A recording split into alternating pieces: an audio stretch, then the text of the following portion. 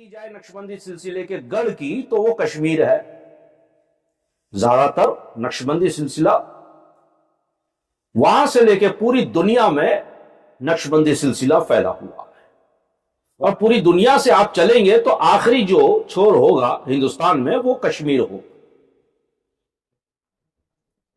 تیسری اور بڑی اس سلسلے کی خاصیت یہ ہے, دیکھیں سبھی سلسلے میں ایک صحابہ کرام ہوتے ہیں, ہر سلسلے میں ایک صحابی ہوتا ہے, وہیں سے تو شروع ہوتا ہے. کسی میں مولا علی ہے, کسی میں عمر فاروق ہے, کسی میں عثمان غنی ہے. یہاں بھی آپ دیکھ لیجئے تو سلسلہ عالیہ نقشبندیہ میں دو صحابی, حضرت ابوبکر صدیق جو بانی نقشبند ہے, حضرت سلمان فارسی. نبی کریم صلی اللہ علیہ وسلم نے جن کو اپنا منہ بولا بیٹا بنایا,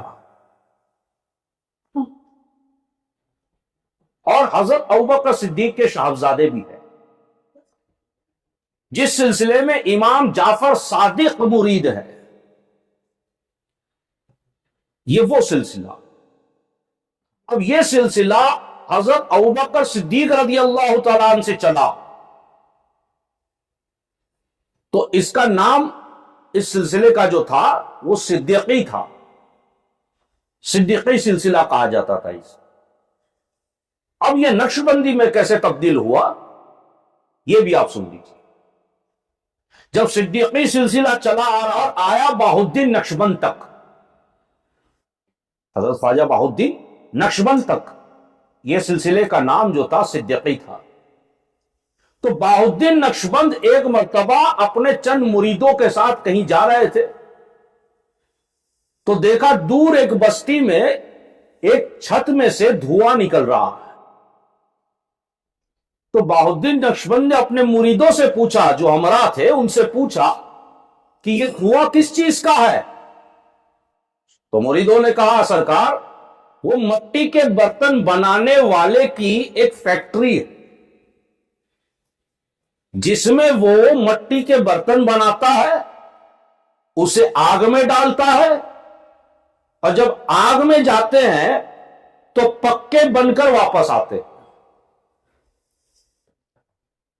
بہاؤالدین سرکار نے یہ جب سنا, کہا چلیے جا کر کے ہم بھی دکھاتے ہیں. اور وہ مٹی کے برتن بنانے والے سے پھر پوچھا کہ جب مٹی کا برتن کچا ہوتا ہے تم آگ میں ڈالتے ہو, تو یہ ڈالنے کی وجہ کیا؟ اس نے کہا سرکار آگ میں اسی لیے ڈالا جاتا ہے کہ کچا برتن پکا ہو جائے. اتنا سننا تھا بہاؤالدین سرکار رضی اللہ تعالیٰ عنہ کے منہ سے نکلا اللہ. کیا نکلا؟ اللہ.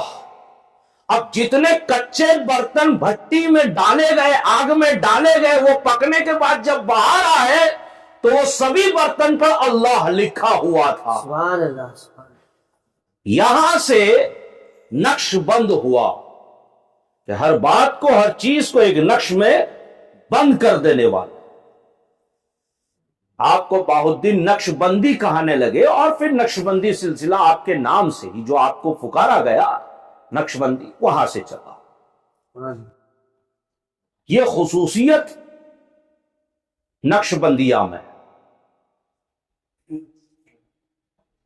بہت سی ایسی ہستیاں, شخصیتیں نقش بندی میں گزری ہے جس کا ذکر آپ نے بارہا مرتبہ سنا ہوگا. اس وقت میں آپ کا وقت لینا نہیں چاہتا, چونکہ یوم نقشبند کی جو آج شب ہے, شب نقشبند, تو حاضری کی نیت سے اور غرض سے میں نے سوچا کہ دو الفاظ آپ کے سامنے کہہ دوں. اس کے علاوہ یوٹیوب میں میرے ڈھیر سارے ویڈیو پڑے ہوئے ہیں جس میں بزرگان نقشبند کے بارے میں بھی ذکر کیا گیا ہوگا. کیا ہے, شاید ایسے بھی ویڈیو ہے, تو اسے بھی آپ دیکھیے. اور آپ جس سلسلے سے بھی بایعت ہے, دیکھیے ابھی بہت چلا ہوا ہے حاجی, کالا رنگ, سفید رنگ, ہرا رنگ, ऑरेंज रंग, पिंक रंग, ब्लू रंग। तो एक बात याद रखिए, इस्लाम और तरीकत,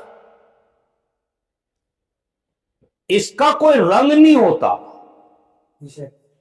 इससे सारे रंग होते हैं। इसका कोई रंग नहीं होता, इससे सारे रंग होते हैं। अभी आप कहेंगे इस्लाम का रंग तो हजरत हरा है या लाल है, लेकिन ऐसा नहीं है। हरा रंग गुंबद खिजरा की निस्बत से है और लाल रंग मैदान करबला की निस्बत से। इस्लाम का कोई रंग नहीं है, यह आप क्लियर कर ले। इस्लाम का कोई भी रंग नहीं है, सारे रंग इस्लाम से है। अगर इस्लाम के रंग की बात आ जाए, चलिए मान लेते हैं थोड़ी देर के लिए कि इस्लाम का कोई रंग तो होना चाहिए। जैसे मैंने वीडियो में कहा था, इस्लामी लिबास कोई नहीं है, ना कुर्ता है, ना पैजामा है, ना इमामा है, ना टोपी है। ये इस्लामी लिबास नहीं है, ये सुन्नती लिबास है। नबी की सुन्नत, नबी को पसंद था ये लिबास, और ये लिबास बावकार है, बाकिरदार है। या ये लिबास से आप पहचाने जाते हो कि मुसलमान हो, है ना? वरना इस्लाम का कोई लिबास नहीं है। इस्लाम का एक ही लिबास है, अच्छा किरदार, तकवा। ये इस्लामी लिबास है। उसी तरीके से अगर इस्लाम का कोई रंग होता तो वो दो लोग डिसाइड करते, अल्लाह और उसका रसूल यही डिसाइड करते ना कि कौन सा रंग होना चाहिए। तो हर बात में हम अल्लाह की रजा चाहते हैं, नबी को क्या पसंद है वो चाहते हैं। तो नबी ने तो कहीं नहीं लिखा या कहा कि हरा रंग इस्लाम का होगा या लाल रंग इस्लाम का होगा। बताइए कोई हदीस। पहने सब कुछ है, नबी ने हर रंग के इमामे और जब्बे पहने।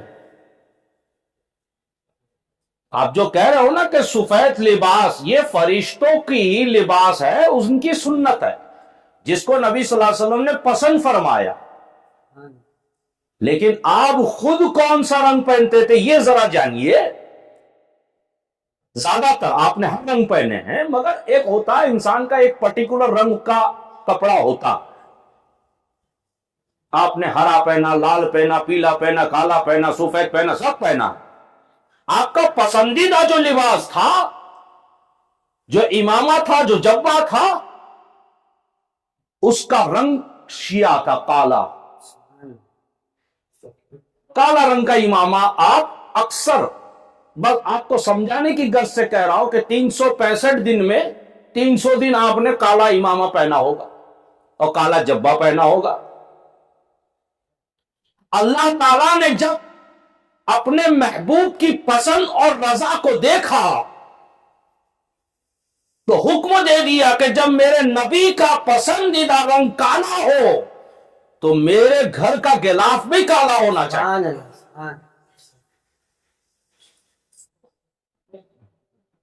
यही वजह है कि काबे का गिलाफ काला है।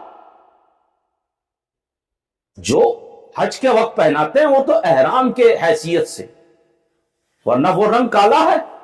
दीवार भी काली है, रंग भी काला, अपना गिलाफ भी काला। जैसे गुंबद खजरा का रंग पहले जो था वो ब्लू, स्काई ब्लू कलर का था, नीला कहते हैं उसको, हरा नहीं, नीला। मगर तुर्की के जो बादशाह जिनकी हुकूमत थी अब्दुल हमीद, उन्होंने जब पहले लकड़े का गुंबद होता था वो, जिसमें आग लग चुकी थी, वो जल गया था, तो अब्दुल हमीद ने उसकी तामीर करवाई और उस पर हरा रंग चढ़ाया ताकि आंखों को और दिलों को और रूह को इत्मीनान और सुकून मिले।